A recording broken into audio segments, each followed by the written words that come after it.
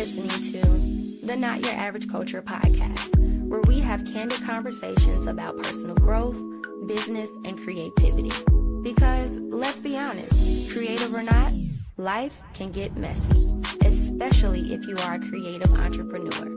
But you don't have to go at it alone. There's a whole community and culture around the lifestyle of creatives.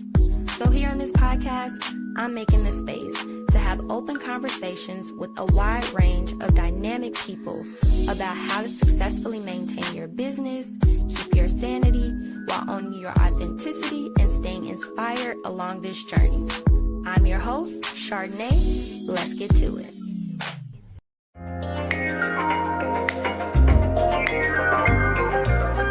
Well, we are going to jump right into things. I kind of just wanted to give you both a backstory about my podcast and why I decided to do this. This was something that I started many, many years ago, way before like podcasting was a thing. And when I initially started it, I had this confidence that I can do this on a weekly basis. And then I realized like juggling this podcast in conjunction with my full-time job that I had at the time, I was like, this is a whole nother job that I've created for myself.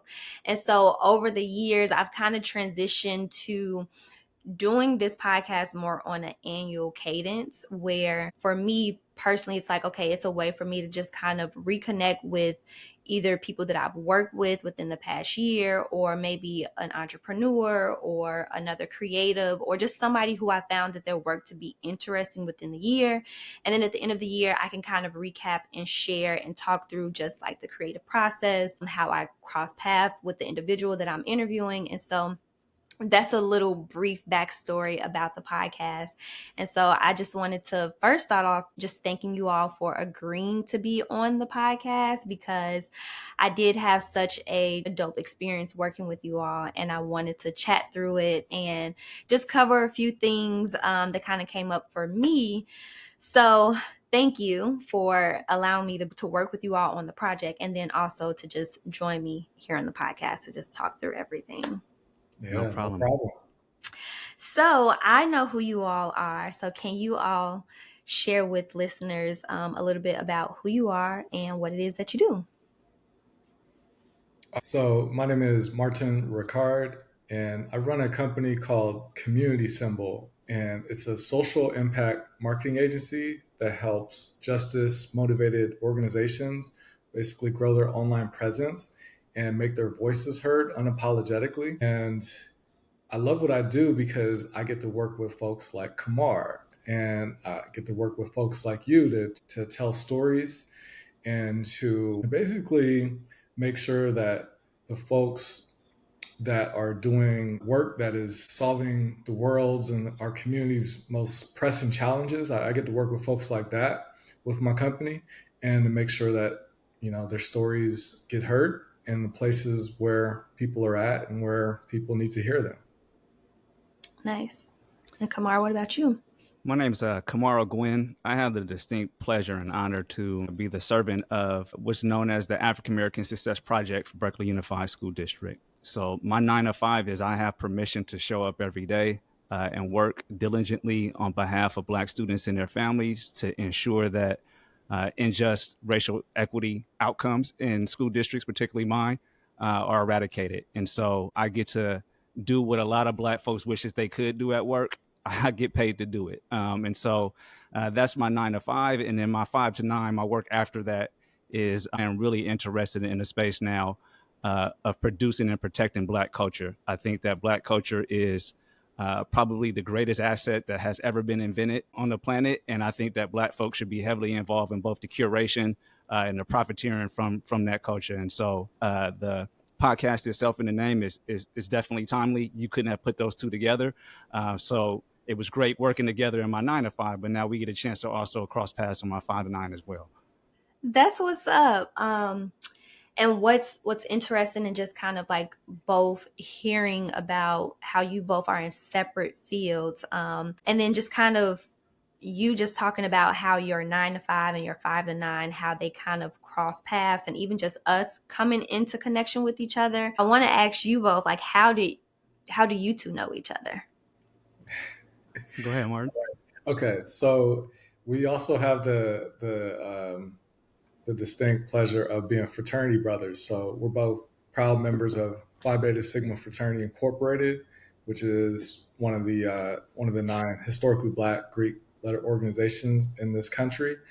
And we're also part of the same graduate chapter in Oakland, which basically means that, I think most people think of Greek letter organizations as just something that you do in college and then you go on with your life. But with us, this isn't really known as much even in the Black community. But for our organizations, we're members for life. So yes, some of us, or a lot of us, do join in college, but then others join afterwards, and then for a lot of us, we stay active basically for the rest of our lives. So me and Kamar, we're brothers for life. But also, I just want to say, I don't want to steal his thunder, but I've had pleasure of working with Kamar in the community, which is what we do as fraternity brothers. Like, we don't just like go out and party and Mm-hmm. peak and all that stuff. Like, we actually put in a lot of work, and this brother is dedicated to the community. We've mentored young people together, and so we've supported Black businesses. I mean, I can go on and on. So this is how we know each other, and we get to work with each other in the community, and we just get the fellowship as fraternity brothers as well. So I don't want to steal your thunder, Kamar, but that's kind of how much respect I have for you. Yeah, touche. And, standing on the principles of brotherhood, scholarship, and service, that last piece of service is that, we don't take that lightly, is that we had to contribute to the community. But I will say that I don't know if Martin remembers this. I think Martin's a couple years older than I am. He participated in the summer program at Cal Berkeley while he was in high school. And it was I a summer did. bridge program. He Whoa. actually ended up going there. I didn't get in. That's a long story, a story for another day. However, recently I was going through some spring cleaning at home, and I was going through the yearbook, and lo and behold, Martin's face is there as one of the student speakers. And so he's a bit older, so we didn't share classes at that particular point in time. But we were back in the day in high school on scholarship before we knew we were going to be on scholarship. So Wow, we have connections that date back to high school. that's dope.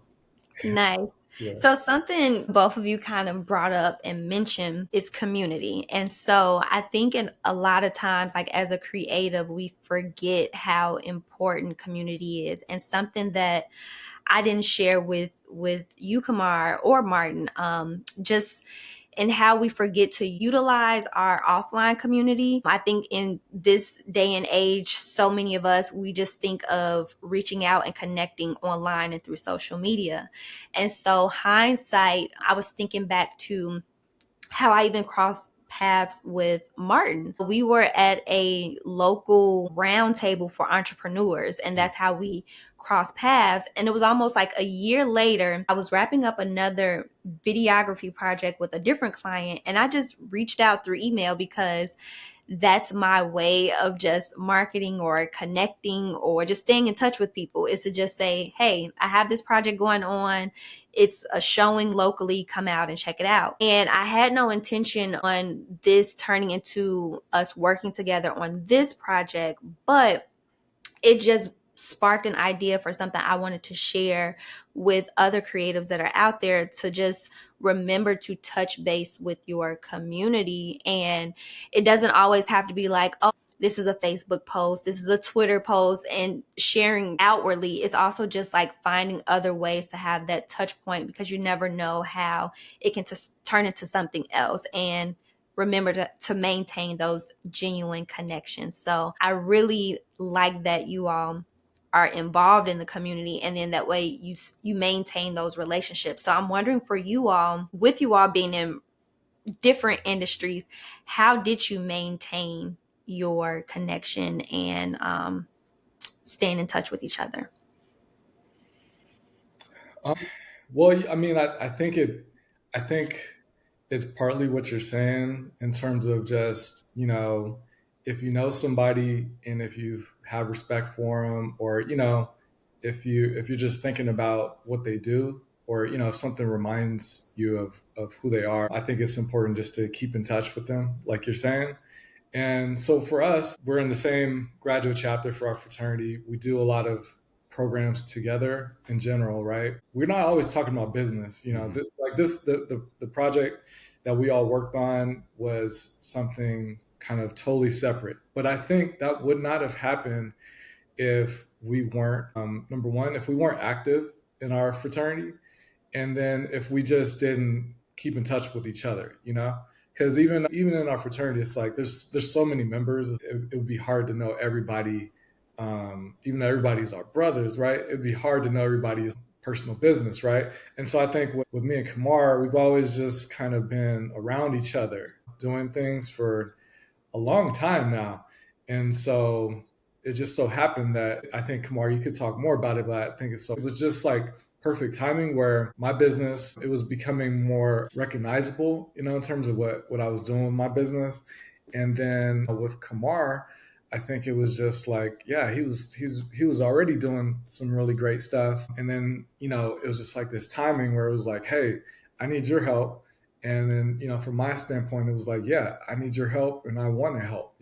So I think it kind of happens like that, where the more that you're in community with people, just, I don't want to say randomly, but, everything doesn't have to be a business proposition. I feel like those are the best business deals when you're just like, yeah, I need your help and yeah, I'm available.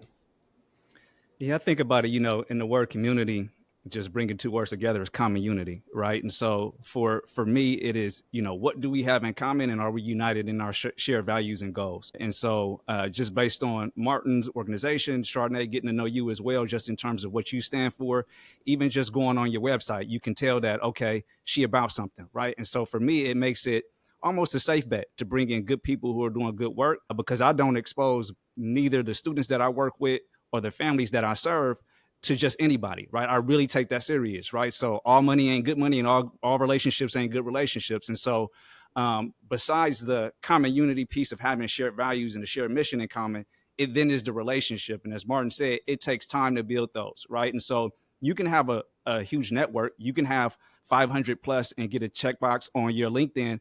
Doesn't know that you know all those 500 people well. And my real litmus test in terms of being in relationship with people is whether or not I feel okay not knowing what you're doing when you're not around me.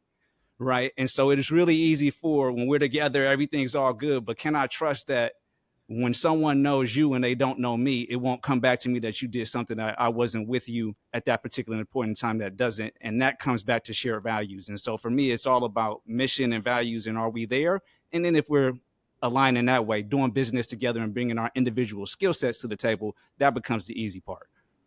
Nice.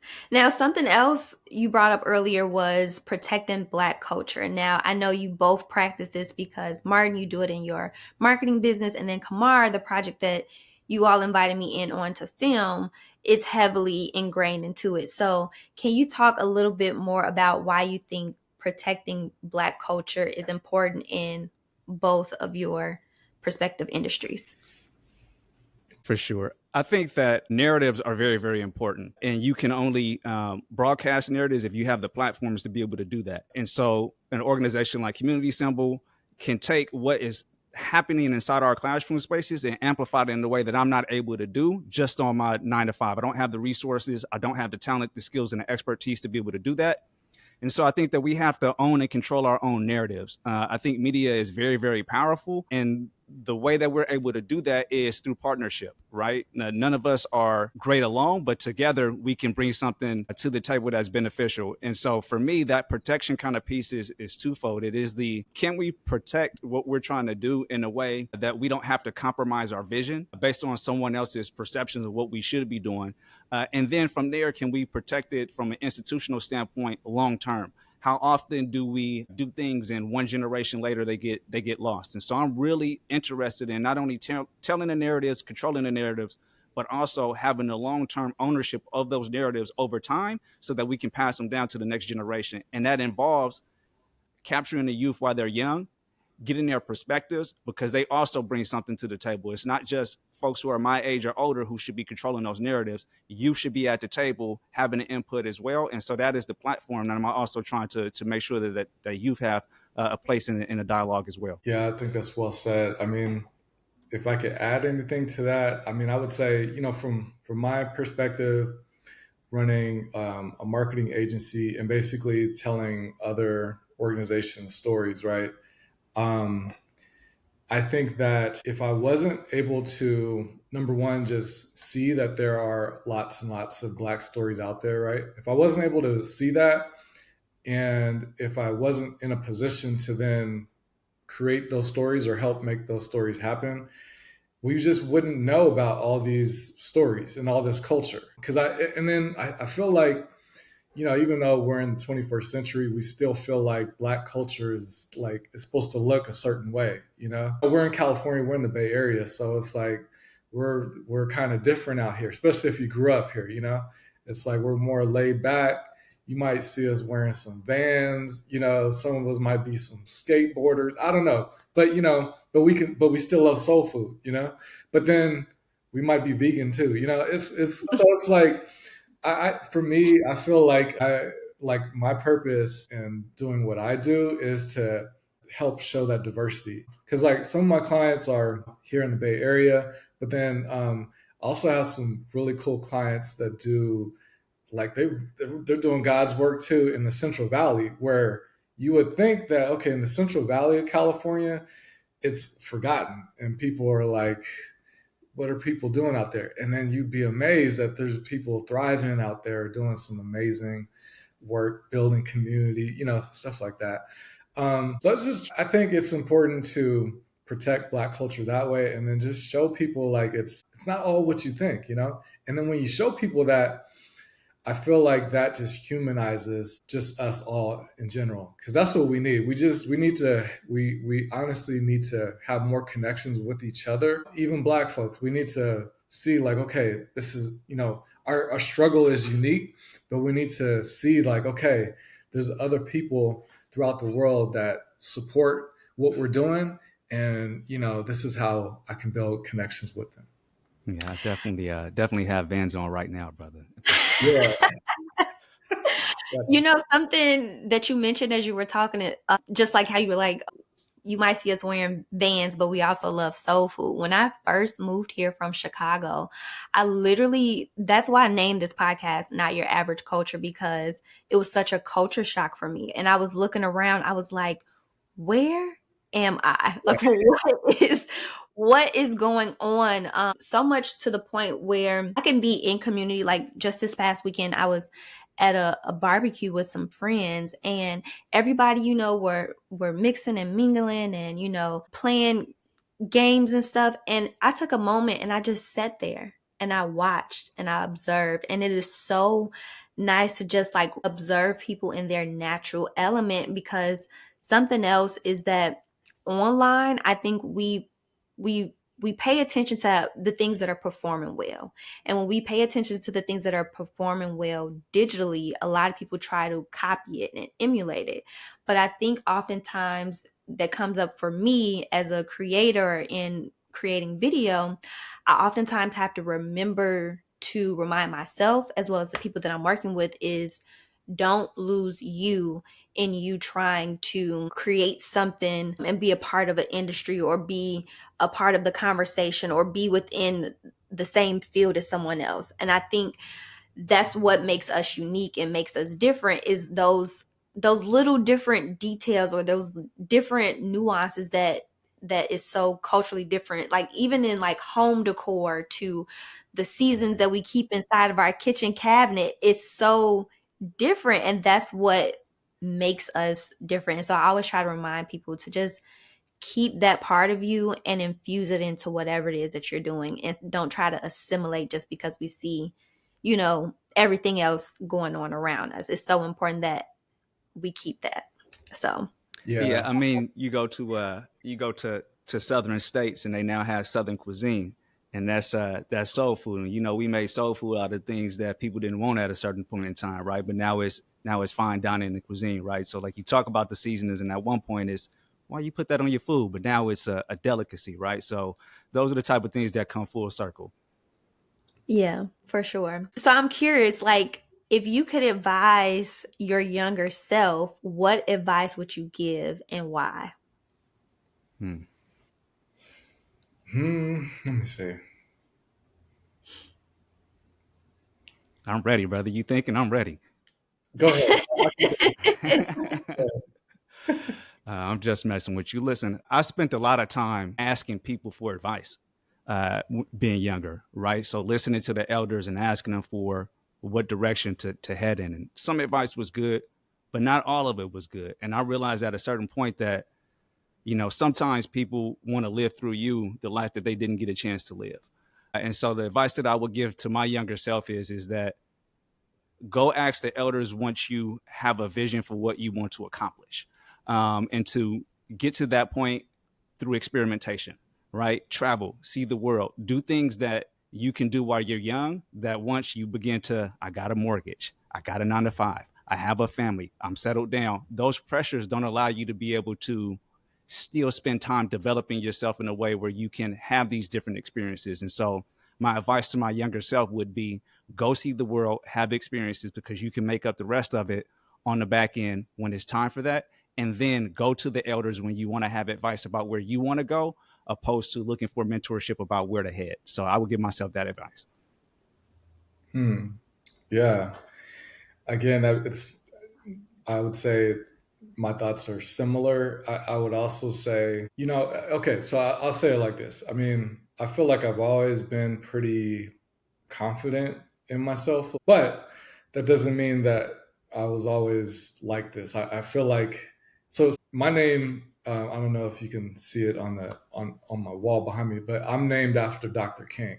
And I don't know that many people who are named after Dr. King, right? And then the other thing I'll say is, so my grandma on my mom's side, both my grandmas have amazing stories, but my grandma on my mom's side, she started this organization in Newark, California, not too far from Oakland, and it's basically to educate the community and also celebrate Black culture, right?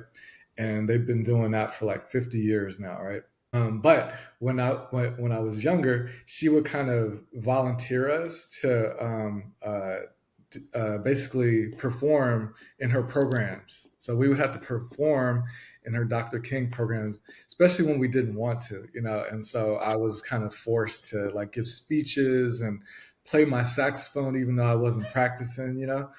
And I say all of this because I think I would tell my younger self to kind of just step into my greatness a lot sooner, and just be more comfortable with, again, who I was named after, the talents that I already had. Like Kamar, I appreciate you saying everything you did about, us being in the program before I went to Cal, but I didn't really have a plan, when I got to Cal.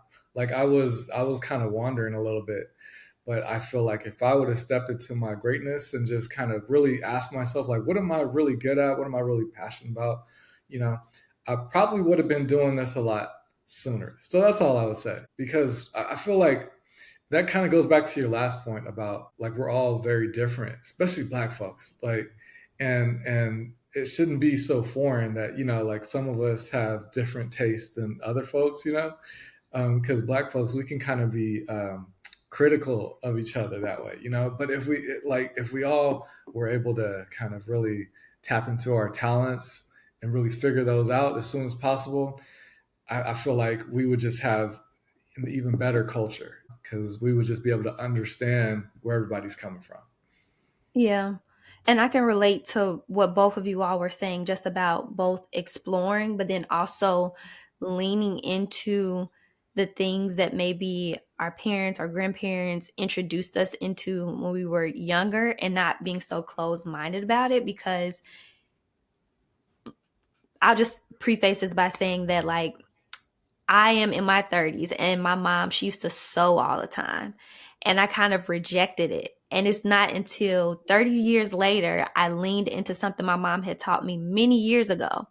And I'm learning so much through a craft that's completely different from what I do in my day job. Mhm. But what I'm learning, the skill sets of just like patience, or unlearning like perfectionism through like a completely different craft, I'm able to apply just the things that I've learned so long ago in my profession. And so I love that you both kind of touched on that, because oftentimes I think we get so like laser focused on this one thing, and we think that it has to look a certain way or feel a certain way. We have to go this linear path.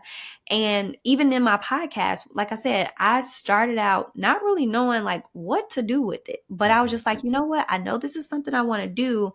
And I didn't really know how to connect all the dots. And it's not until like me just consistently doing it, reiterating it. And I'm like, okay, this is how I can connect this podcast and this thing to what I love or what I do as a profession. Like, how do I make the thing that I'm naturally doing anyways connect with my profession? So I think whether it's like through people, community, or our crafts or our interests, just figuring a way to kind of connect the dots and make it all kind of work together.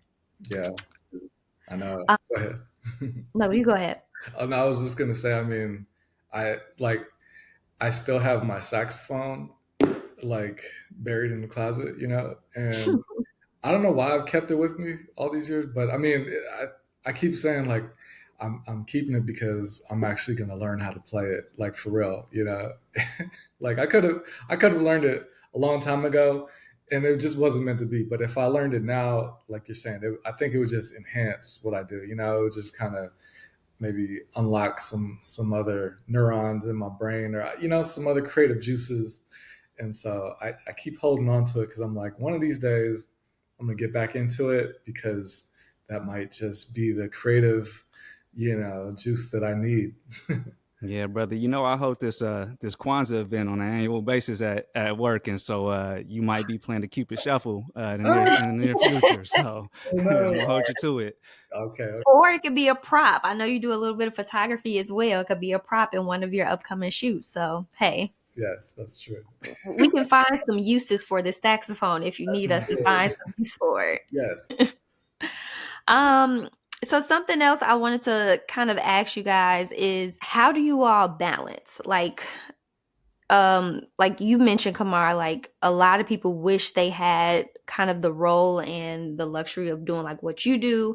And then also Martin, like marketing, it's one thing to have that skill or the knowledge of how to do marketing, but then to actually have the other skill set that comes with it of letting people know why they need you and your service and why they need the programs and the things that you are implementing. Like, so I'm wondering for the both of you all, how do you all find the capacity to both be deeply into your craft and your profession, but then also kind of make space for learning other tools and things that you need in order to be successful and move forward?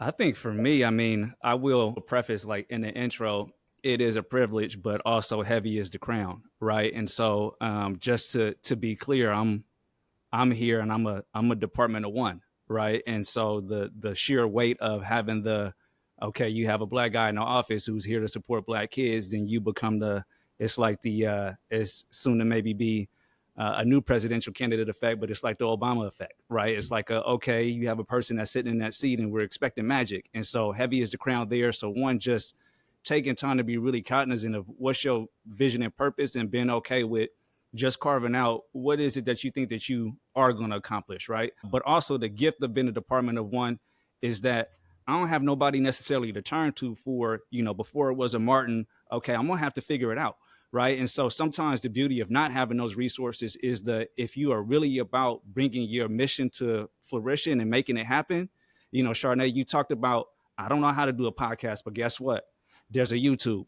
Guess what? There's resources out there. Guess what? Maybe I could, as my first podcast, interview somebody who has done a podcast, right? So the old folks will say, if there's a will, there's a way, right? And so I think that it is the both and, being really clear and dead set on whatever your vision and mission and purpose is. And then just trusting that along the way, from this kind of confidence piece that, the old folks already put it in us, whether that was in your grandmother's baby, come on up here and read this thing, or whether it was I'm not teaching you directly how to sew, but hold this button because I need a third hand and I don't have one, right? We're learning things along the way that when it's time to recall those things that have already been embedded in us. And so that is what I really hope that folks walk away with, is that part of our culture is we can do all things, right? But part of our culture is we pass things through each other in ways that we don't know that we have passed them on until we need them. And so I hold true to that, is that no matter what it is, whether it's my context here at work or outside of work, things have been instilled in me that will become on point when I need to draw from them, draw from the well. But at the same time, when I don't have those resources, I know that that notion of, and I would say this is town business, because in Oakland we're about this, right? You go get it. You have to go find it out there, and it'll be there when you need it. Oh man, I can't go after that. What else? But all right. Well, okay. I'll give a perspective from from a business owner, right? So I think for me, because this has changed over the years too. From years ago, I was just doing a side hustle and calling myself like a business owner. No, I would, and that was just how I was operating. I was just like, well, I have clients, so I'm a business owner. And but now that I've been doing this for a while, and I've actually kind of, I think, stepped up to the plate to do business owner things. I see things from a different perspective. So I would say like how I stay balanced, or how I try to find balance, is just being really clear. I've tried to get more clear about what I'm doing here. What am I doing with my business? I mean, yes, the purpose is to make money, is to have clients, is to influence, is for my business in particular, it's to advance racial equity and social justice. Right? It's a big mission, but I'm also really clear that there's a certain amount of revenue I'm trying to get this year. There's a certain number of people I'm trying to impact. I'm trying to create more freedom for my family, things of that nature. And I think keeping those in perspective helps me to make certain decisions to say like, okay, I'm going to learn this skill because it's going to help this out. Or I can say like, all right, you know what? I actually need to go outside and just take a walk and breathe some fresh air and get in nature, because that's going to help the creative juices flow, but it's also just going to make me feel better. And that's necessary, just as a business owner, but also just if you're doing anything creatively, you can't just be cooped up in the lab all day. I mean, I'm sure somebody could dispute me on that, but you gotta expose yourself to different things so your mind can still imagine. So I think for me, it's been like, okay, how can I get more clear? And because when I wasn't clear before, I was just kind of like moseying around, like, I'm doing this. Maybe I'll get to that goal. Maybe I won't, or maybe I'll get this client. Maybe I won't. But now I'm like, okay, I'm getting real clear, and this is why I'm doing it.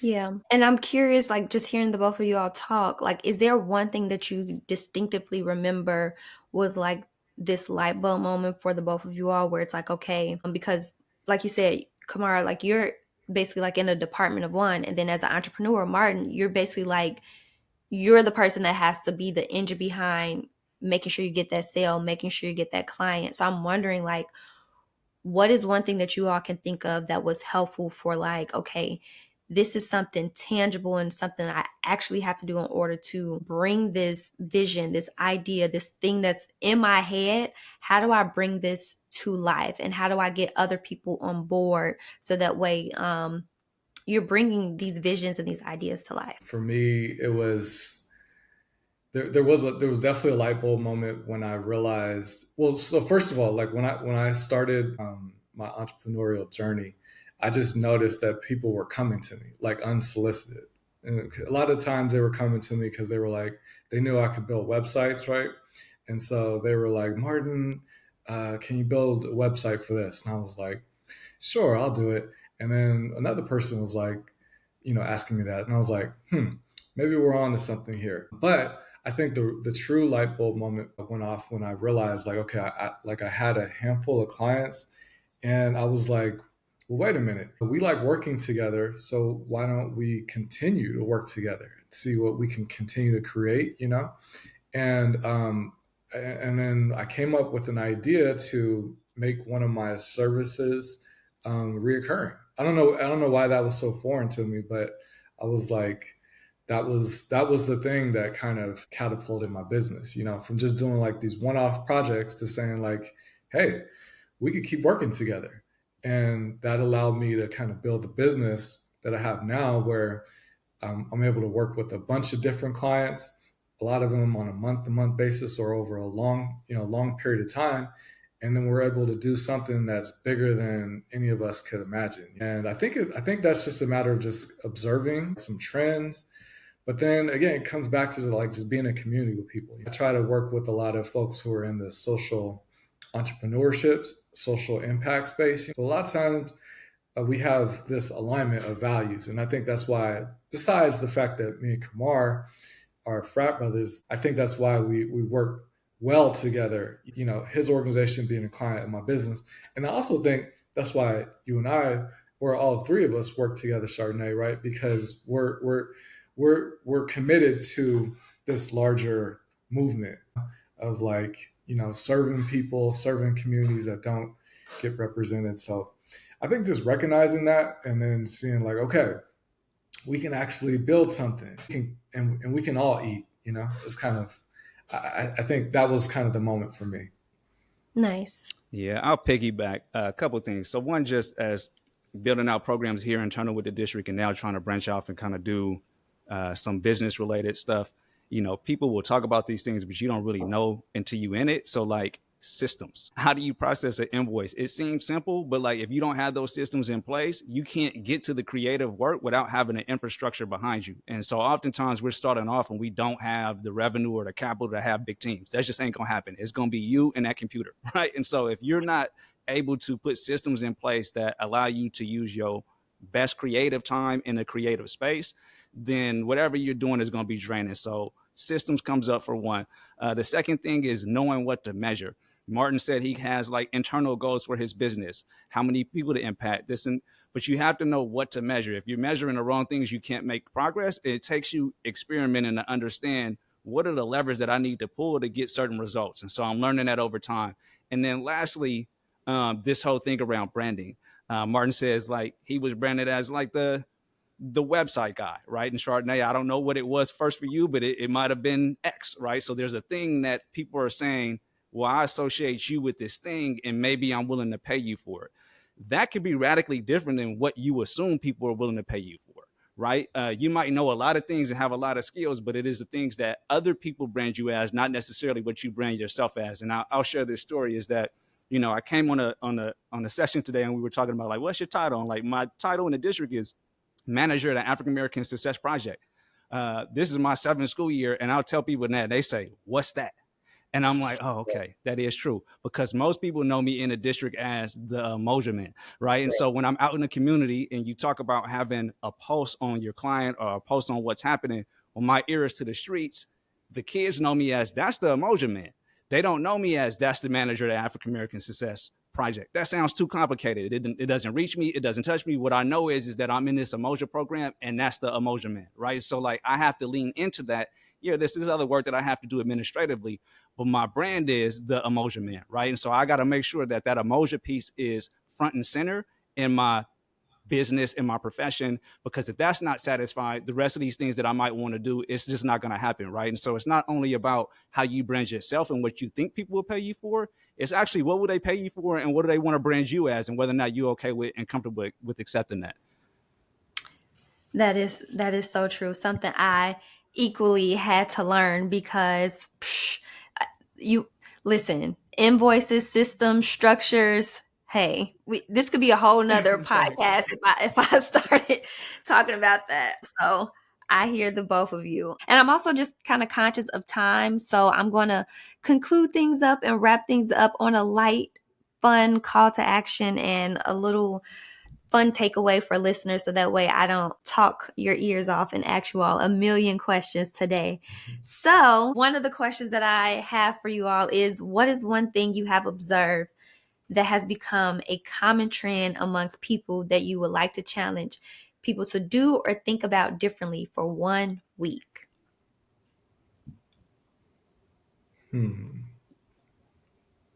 Kamar, you got something already? I do. Okay. It's to not accept being mediocre. And Mm. there is a different and we all have a different standard for what that looks like. But you know, you couldn't come in church a certain way when I was a kid, right? You couldn't come to the thing looking at, and I used to think that that was, oh, that's old school. Why they own me, right? But what they were trying to say is that there's a certain standard, right? My mom has this thing, and I violated it this morning. I do have on Vans, but I have wrinkled pants on.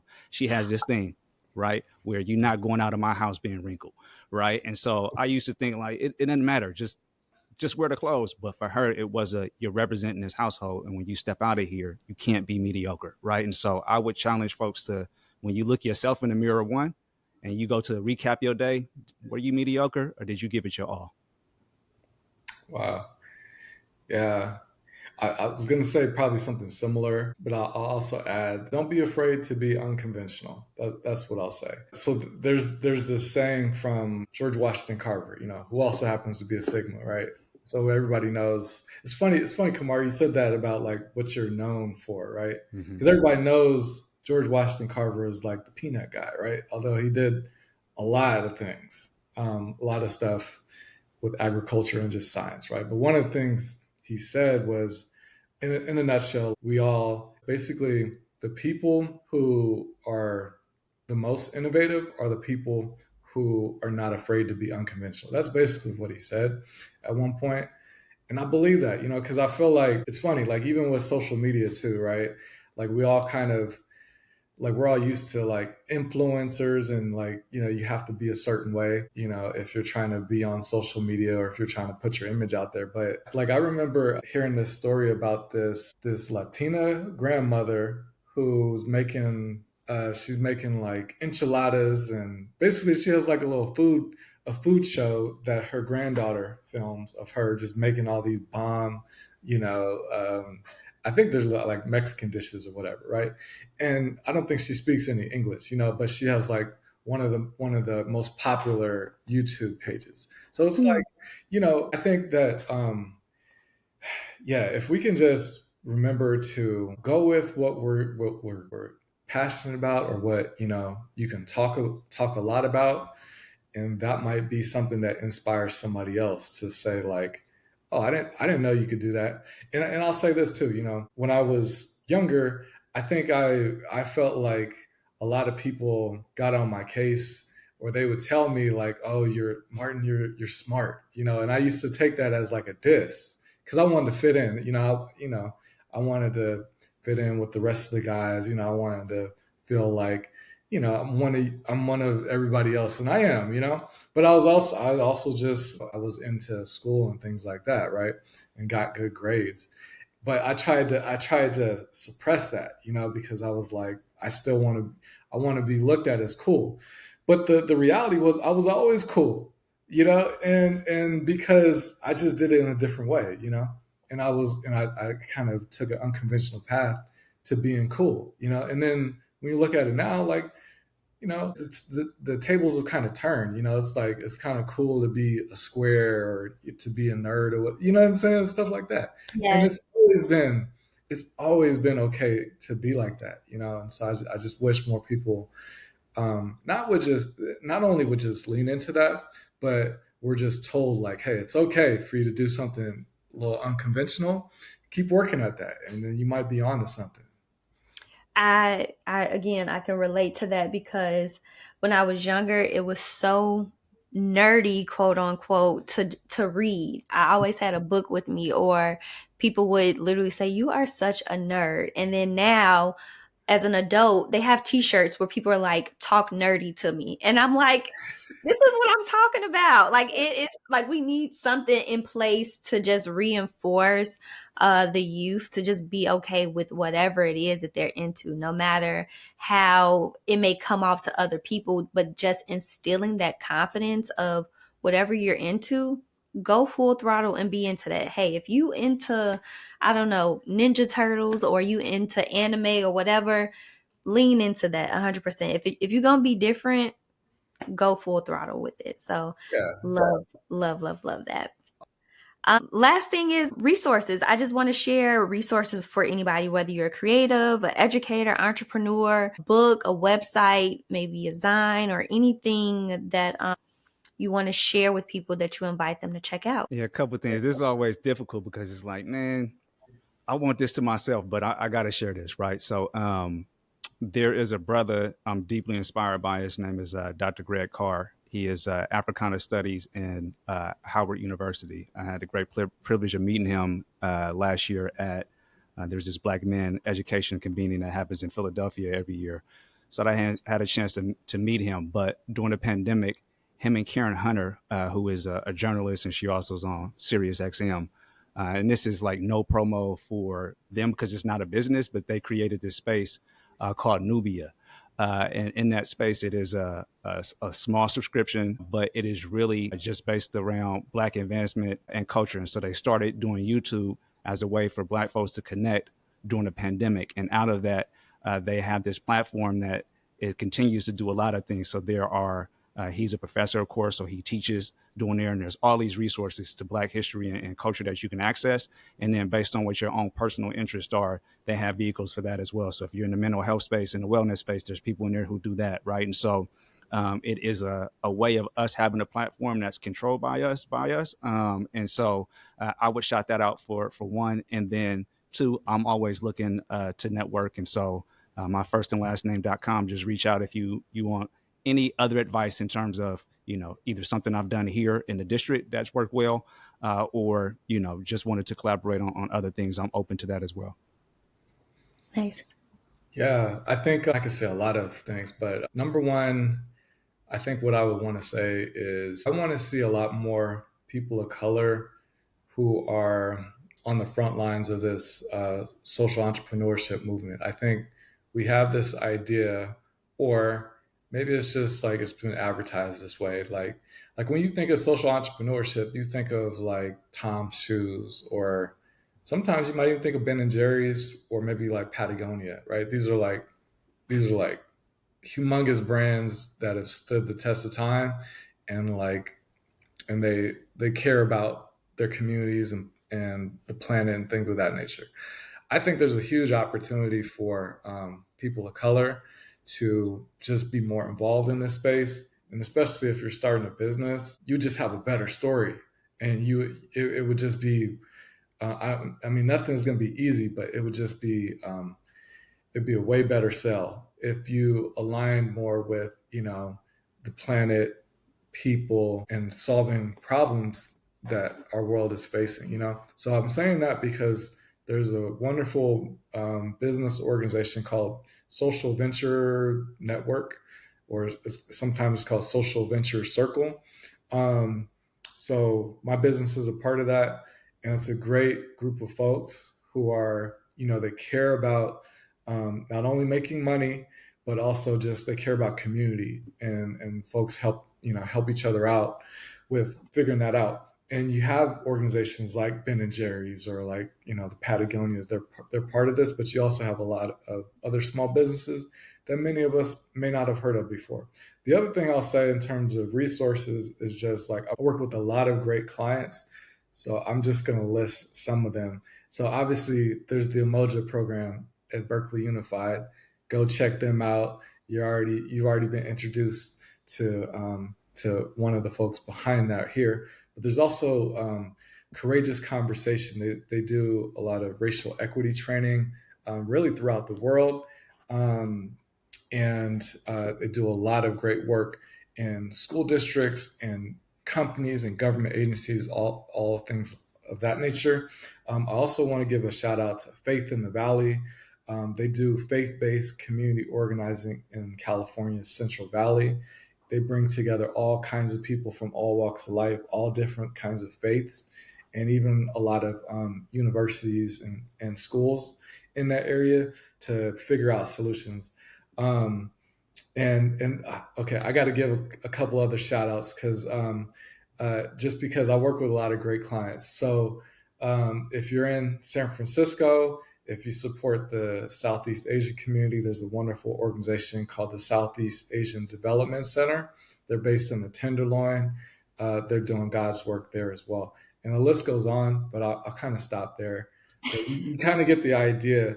that between all of us, we definitely have a lot of resources and a lot of connections. And I hope that we can make our communities better that way. Nice, nice, nice, nice. And don't forget to personally shout out how they can reach you or any of that. I'll also include that in the show notes for anybody that clicks on this podcast episode. But also, if you all have anything exciting projects that you're personally working on that's coming up in the new year, this is the time to share with folks and let them know what you're up to. Yeah, I don't want to take it for granted that everybody's going to know my first and last name. So it's Kamar. OG is in the GOAT, UINN.com. I have a couple projects coming down the pipeline. Earlier this year, we put out a report around the historical significance of Black school leaders who lead charter networks, but also went to HBCUs. So folks can access that report who are in education, because I think there's a lot of interesting parallels between what you learn at a HBCU and how you carry those things with you as a school leader. And then kind of fresh in the hopper now, it's in the design stages. We're coming out with a playbook called the Agentic Playbook, which is geared towards helping educators be able to help their students be advocates for their own education. So that should be out this fall. So if you visit the website, you get that for free. You can download it and then drop me a line if there's any type of way that we can collaborate. Awesome. And you can learn more about my company at communitysymbol.com. So it's communitysymbol.com. I also have a blog on Medium where I talk a lot about issues that are related to what I do with my company. And then I also just came out with a social media toolkit. It's called the Evoke Social Media Toolkit, EVOKE Toolkit. And it's basically a set of templates to make it super simple for any organization that is doing this work, anything related to social impact, social justice, racial equity. It helps folks to do their social media a lot easier, and it gives folks a framework on not just how to create more content, but to do it so that it's relevant to what their organization is doing. Dope. Well, that's all the questions I have for you guys. Thank you so much for joining me. I really appreciate it. And hopefully I made this conversation a seamless conversation for you all. Yeah, thank you so much. Yeah, thanks for having us. We appreciate you. Thanks for tuning in to the Not Your Average Culture podcast. For more conversations on creativity, entrepreneurship, productivity, and personal growth, be sure to listen, watch, and subscribe on Spotify. Or follow the show on your favorite podcast platform. That way, you'll keep your creative juices flowing and never miss a new episode. Until next time, bye.